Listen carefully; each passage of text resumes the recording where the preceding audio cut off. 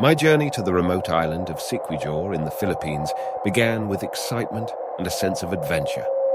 I had secured a job as a night caretaker at an old, isolated resort on the island, known for its eerie reputation of mysticism and folklore. On my first night, I settled into the small cottage provided for me, surrounded by the dense jungle. The night air was heavy with the scent of tropical blooms, and the distant sound of waves crashing on the shore was oddly soothing. Little did I know that this serene setting would soon transform into a nightmare. The resort had been deserted for years, and I was the only soul around for miles. The nearest village was a good hour's hike away, and the only contact with the outside world was a satellite phone for emergencies. My responsibilities were simple: ensure the resort remained secure and prevent any trespassers. The first few nights passed uneventfully, and I grew accustomed to the solitude and the symphony of jungle sounds.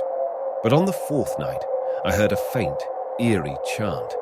It was as if a group of people were murmuring incantations in the distance. I strained my ears, trying to locate the source of the sound. My curiosity got the better of me, and I ventured outside, following the haunting chant through the moonlit jungle. The voices seemed to grow louder, drawing me deeper into the thick foliage. Finally, I emerged from the trees and found myself on a moonlit beach. Before me was a group of people, their faces hidden beneath hooded robes. They encircled a bonfire, and in the flickering light, I could see that their bodies were covered in strange symbols and tattoos. They chanted in a language I couldn't understand, their voices alternating between soothing and unsettling. Fear gripped me, but I couldn't look away. As the ritual continued, the group began to move with a strange, hypnotic rhythm. It was as if they were summoning something from the depths of the ocean. Then, in the center of the circle, a figure emerged from the waves, a grotesque creature with long, twisted limbs and glistening scales. Its eyes glowed with an unnatural light, and its sinister presence sent shivers down my spine. I realized I had stumbled upon a ritual of dark magic, something far beyond my understanding. Panic welled up inside me, and I turned to flee, but it was too late. One of the hooded figures had noticed me and pointed in my direction. The entire group turned toward me, their eyes burning with a malevolent intensity. In a unified, eerie voice, they chanted, "Witness not what must not be seen." I turned and ran as fast as my legs could carry me, crashing through the underbrush and stumbling through the jungle in blind terror. The chant grew louder behind me, and I could feel their presence closing in. Miraculously, I made it back to my cottage, locked the door, and hid inside. The chanting continued for hours, a relentless, haunting refrain that echoed in my ears. I huddled in the corner, praying for the first light of dawn. When morning finally broke, the chanting ceased, and the beach was once again empty. I resigned from my job that day, leaving Siquijor behind, haunted by the memory of the midnight ritual and the malevolent forces that lurked in the shadows of that remote island.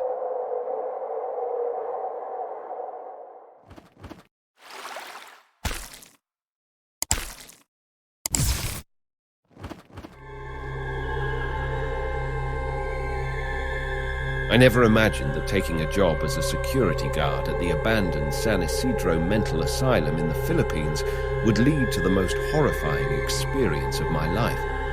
The decrepit asylum, located deep within a remote forest, had a reputation for being haunted, but I needed the money, and I didn't believe in ghosts. My first night on the job was uneventful. The asylum was a maze of crumbling hallways with faded wallpaper peeling off the walls and eerie echoes of a bygone era. My only company was the sound of my footsteps and the distant rustling of leaves in the wind. As the days turned into weeks, I grew accustomed to the solitude and began to dismiss the strange noises that occasionally echoed through the empty hallways. But one fateful night, everything changed. It was a particularly dark and stormy evening when I heard a series of faint whispers coming from down the corridor. I raised my flashlight and cautiously followed the sound. The narrow hallway seemed to stretch endlessly, with doors to patient rooms on either side, most of them hanging half open and revealing the haunting remnants of the past. The whispers grew louder, and I realized they were coming from one of the rooms at the end of the corridor. I approached the door and pushed it open, revealing a small, dimly lit room. Inside, there were 3 figures huddled together, their backs turned to me. "Who's there?" I called out, my voice trembling. The figures didn't respond. Instead, they continued to whisper in hushed, frantic voices. I took a step closer, my heart pounding in my chest. As my flashlight beam fell upon them, I gasped in horror. The figures were not human. They were grotesque, misshapen creatures with twisted limbs and contorted faces. Their eyes were empty sockets, and their mouths stretched impossibly wide, emitting a sound that was a chilling mix of laughter and sorrow. I stumbled back, my heart racing. The creatures turned to face me, and their empty eye sockets seemed to bore into my soul. In a chorus of agonized wails, they cried out, "Help us! Help us!" Fear overwhelmed me, and I turned and fled down the corridor, my footsteps echoing in the empty asylum. The cries of the creatures pursued me, growing louder and more desperate with each passing moment.